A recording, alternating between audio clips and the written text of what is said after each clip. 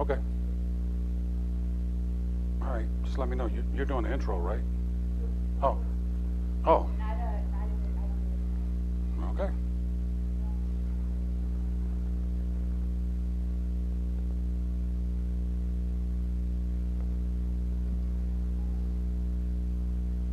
Good afternoon. My name is Michael Batchman. I'm with the Gordian Group.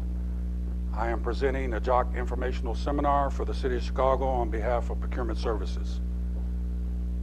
Today's agenda will cover a brief overview of the JOC contracting process, bidding a JOC contract as a prime, the documents related to the JOC contract, contract specifics, bidding a job order contract, and tips on being a successful bidder for JOC.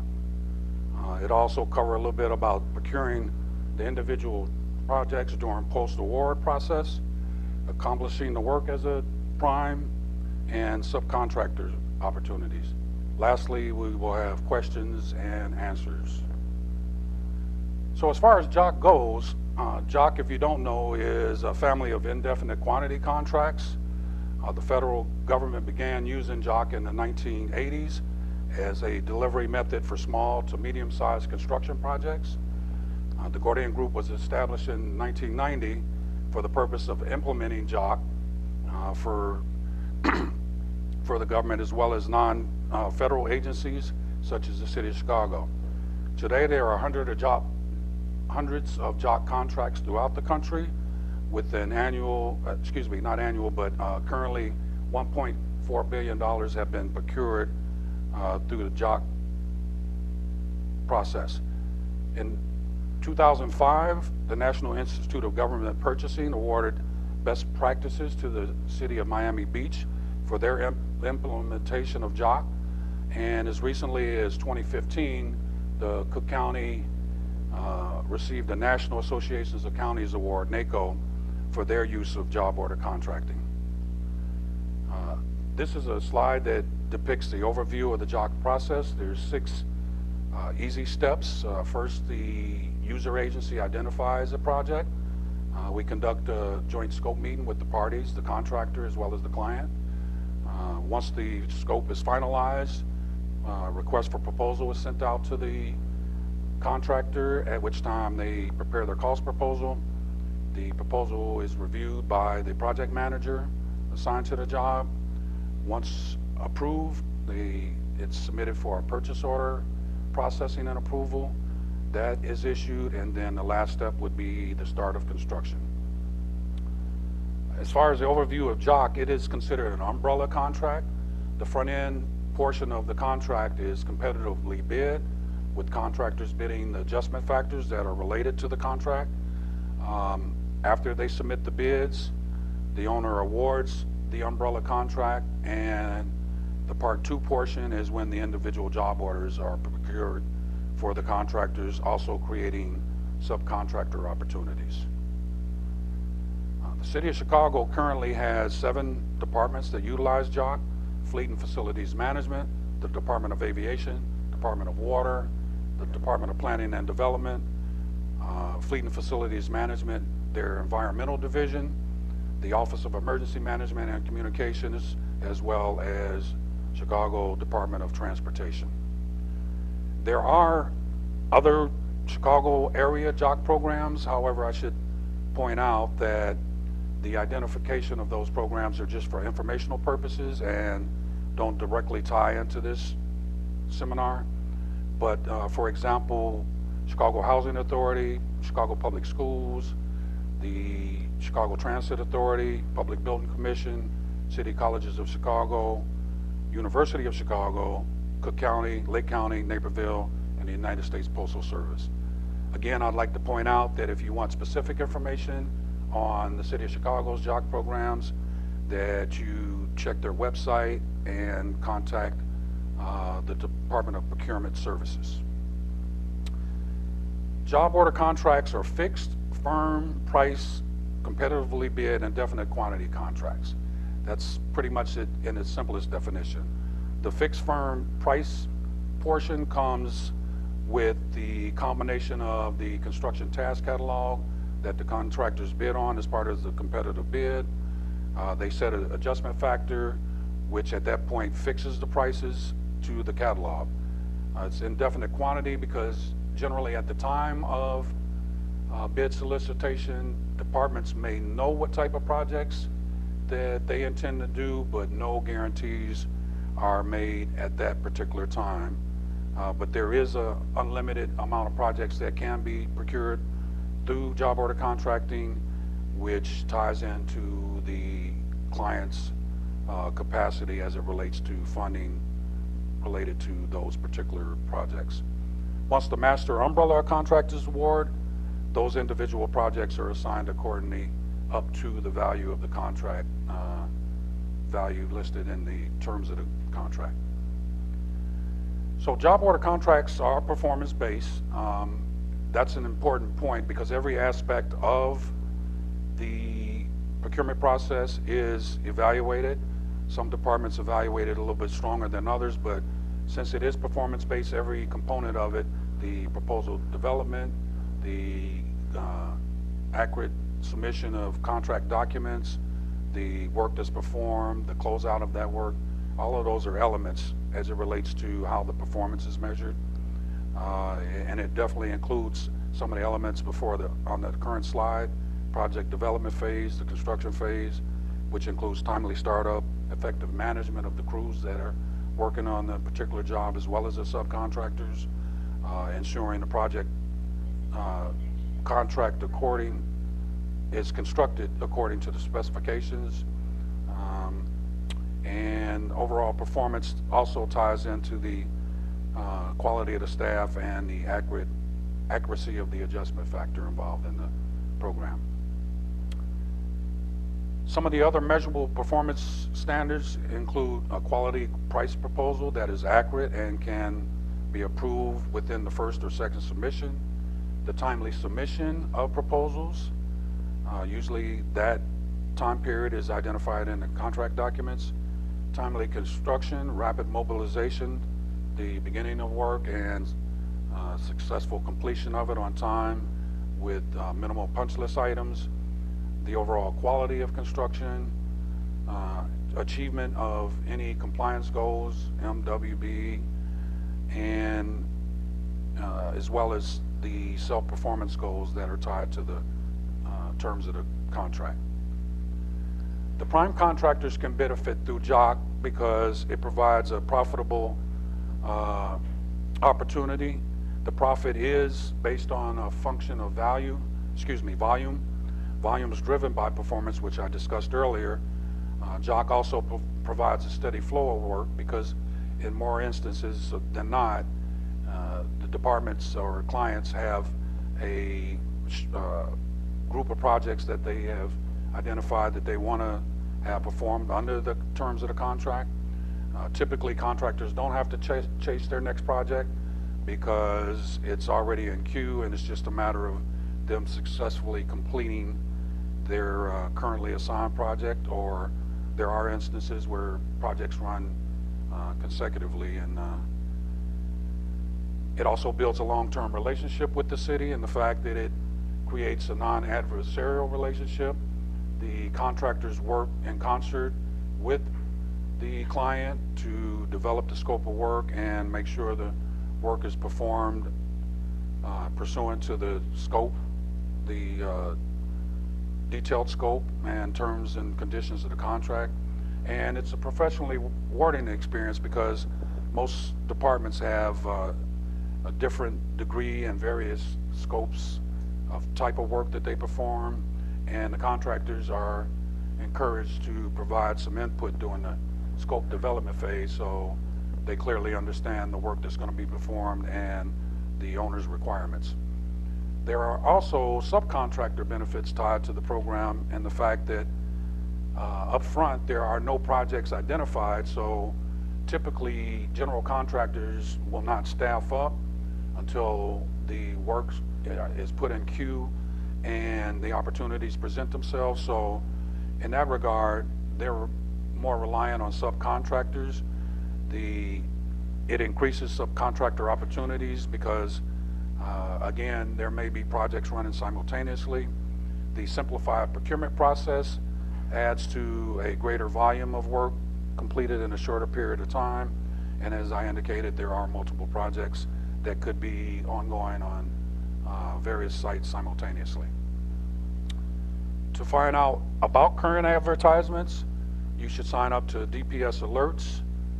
There will be a postcard handed out during the end of the presentation. You can also check the DPS website and go to www.cityofchicago, all one word, .org/procurement. You can also use the newspaper Chicago Sun-Times as a third method of obtaining bid opportunities. So bidding a contract as a prime, bidders have to meet the requirements of the contract, including all licensing, insurance, and bonding. Bidders must also complete all required forms in their entirety and the bid document. This is typical for anyone doing business with City of Chicago. And to be successful, bidders should bid correctly and have a high-quality management team. As a JOC prime contractor, you must be able to manage multiple projects on multiple sites with multiple subcontractors. Previous JOC experience is not a requirement, and Gordian will provide the upfront training on the JOC process, use of our software, and other JOC-related activities.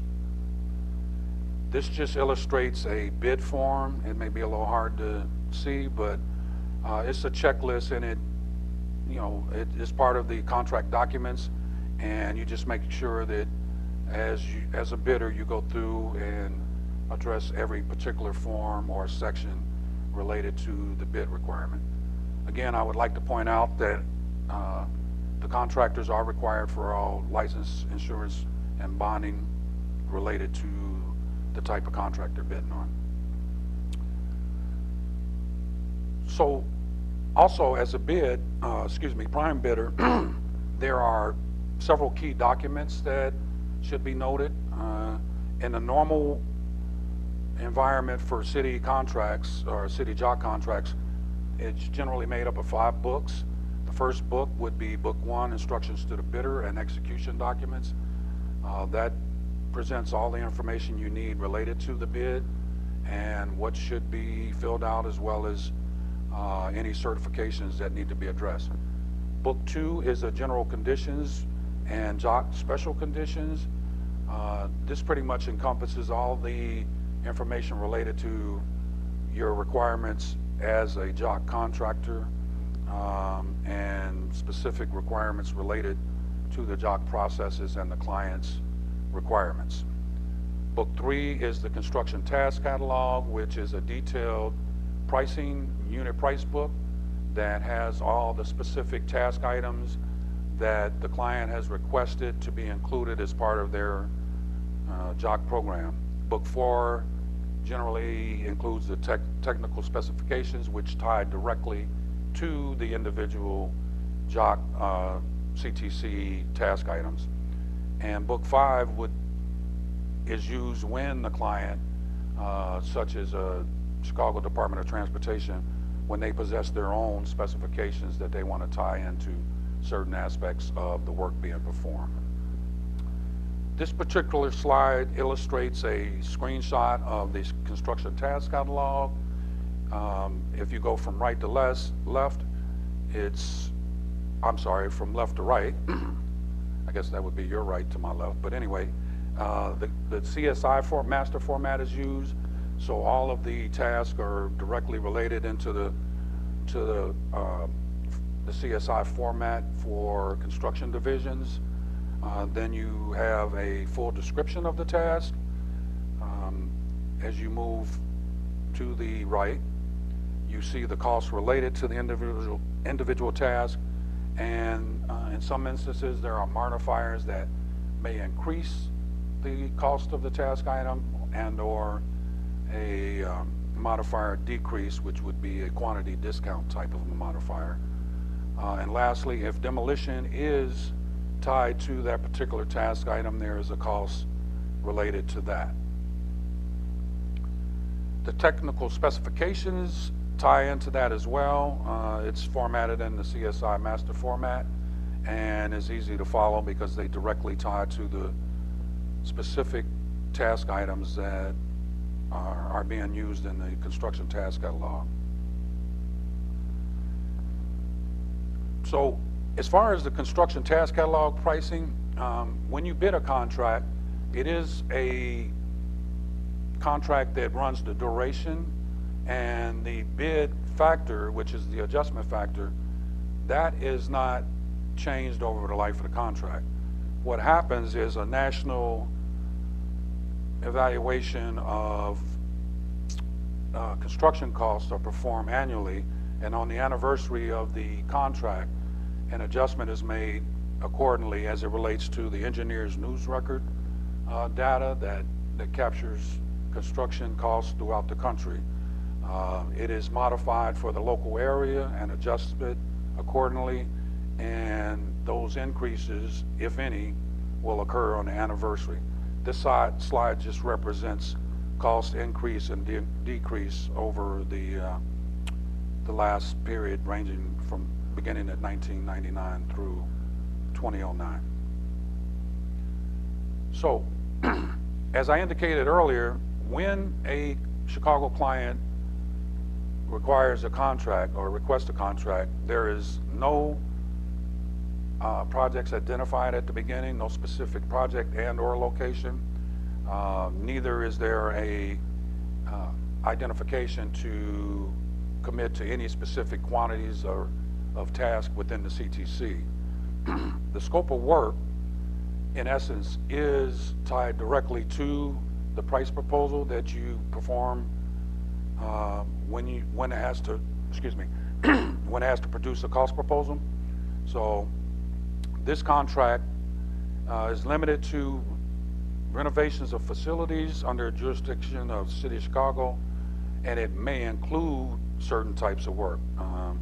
That's general in nature, but typically contracts are fixed to an initial term of 12 months. It can be structured however the client chooses to, but a good example would be a 12-month period with 3 additional 1-year options. That could be any combination. It could be a 2-year contract with options. There is a requirement to list the potential maximum value of the job. In this example, it's a $2 million per term. And if you see the next to the last line, it talks about the maximum number of terms equals that annual value. And if you do the math, you have the 4 years period of $2 million a year that comes up to a potential total of $8 million. The exact contract specifics are identified in each individual bid document. So one of the recommendations that are made when a contractor is considering bidding on JOC is to determine their direct costs that they use as it relates to performing work. I always recommend that a contractor use a sample project and then compare those costs directly to the costs included in the CTC. The information needs to be complete. I would review the CTC for various types of disciplines, not just one. I would sort of highly recommend that you make several attempts to do this.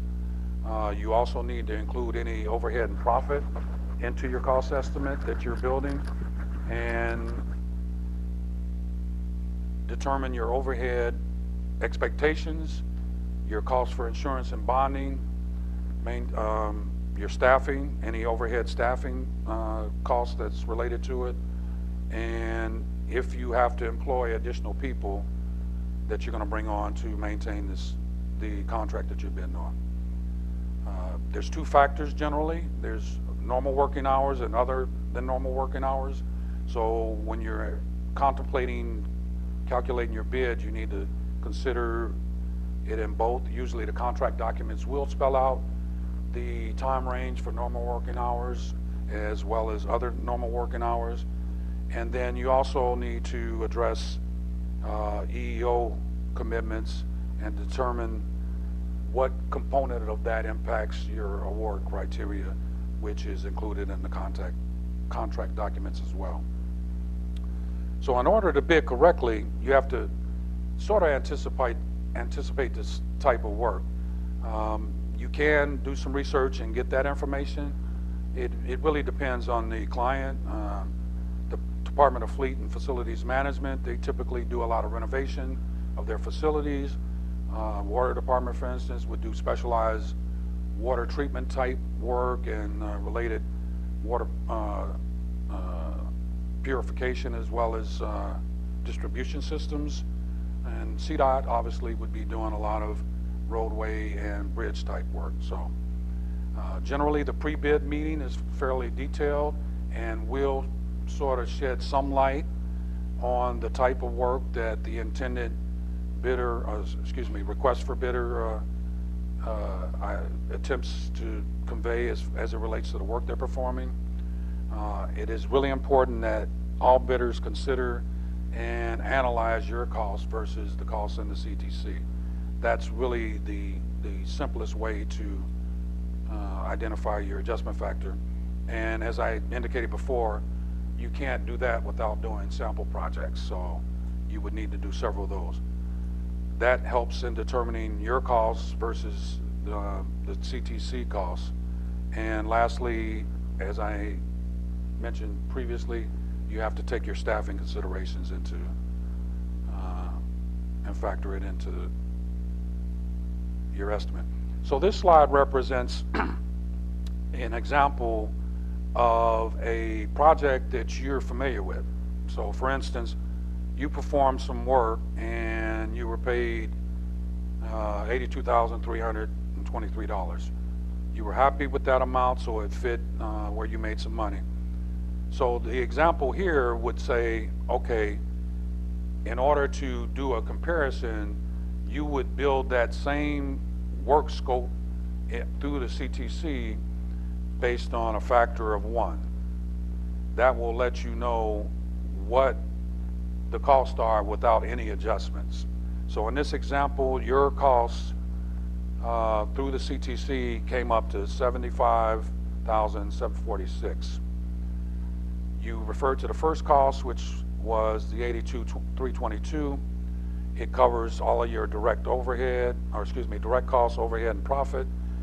So you just get down to the math and divide the project cost that you performed versus what the CTC will provide, and you come up with the 1.0868 multiplier. That's sort of it in its simplest form. I mean, you could take a deeper dive and actually look into breaking out the costs and relate it to any subcontractor costs you have and compare it. But if you did this on a number of projects that varied in size and scope, it should give you a good indicator on where your markup or your factor needs to be. This is just a sample proposal. Again, it's a little hard to read, but it just breaks down the task and costs to achieve. Some people prefer to see it in a spreadsheet format, which is personal preference, but I would do both if I was involved in trying to calculate these costs. So again, it's recommended that you do multiple jobs in varying degrees of scope. Project sizes that are recommended could be as low as $35,000 and as high as $150,000. If you get that range, it generally gives you a real good basis. You know, if you did 3 or 4 in that dollar range, or even went a little higher to $200,000, it really should give you some pretty good example of what is required. Other methods would be evaluating a sample of the anticipated items. If you have a good understanding of what kind of work's being performed, you can just build the cost proposal out of eGuardian using those task items related to it. And it's always a good rule of thumb to get your subcontractor to evaluate their related task items in the CTC, just to get a feel for how their prices compare to the construction task catalog prices. So as it relates to procuring jobs after post-award of the program, The department receives approval from Department of Procurement Services that they want to initiate a JOC project. At that time, a joint scope meeting is held. The scope is developed, it's finalized. Once the request for proposal is sent out from the client, the contractor receives it, and they are put on notice that they have to produce a price proposal. The contractor develops that using material takeoffs, selecting a task out of the CTC, and then they submit that to the City of Chicago for review. The contractor's proposal is reviewed and or commented on. If it's commented on, they have to address the comments. Excuse me. If not, it's approved. The contractor has to put some contract documents together, which we refer to as the final package. That final package is submitted with all the appropriate certification letters, any subcontractor information, at which time a lump sum blanket release is issued from DPS, excuse me again, and then they will be communicated via the department to begin work and issue a notice to proceed. Getting involved in the JOC program.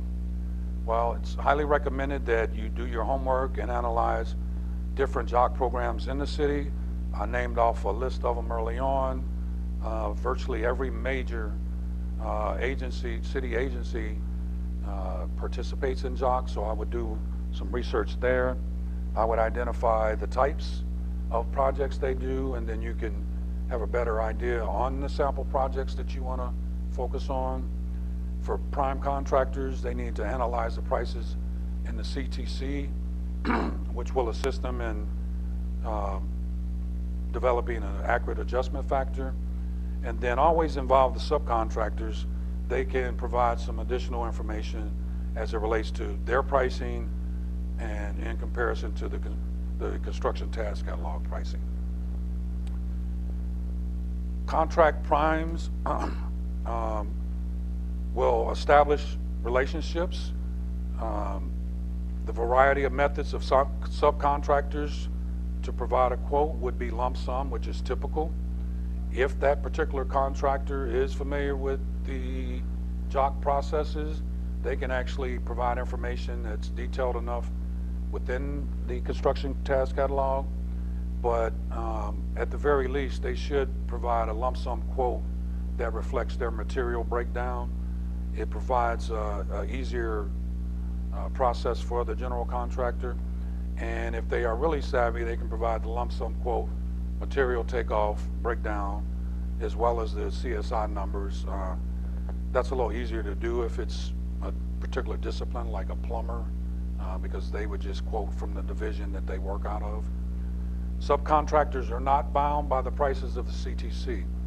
Ultimately, that may drive the overall cost of the job, but that's a negotiation between the general and the subcontractor. And as contracts are advertised, it may be worthwhile to get your hands on a CTC, i.e. the contract documents, and it'll give you some insight as to how the prices are structured in the CTC. It does change from client to client, so there may not be the same task items in all contract solicitations, but at the very least it'll give you some insight and hopefully areas that you're concerned with.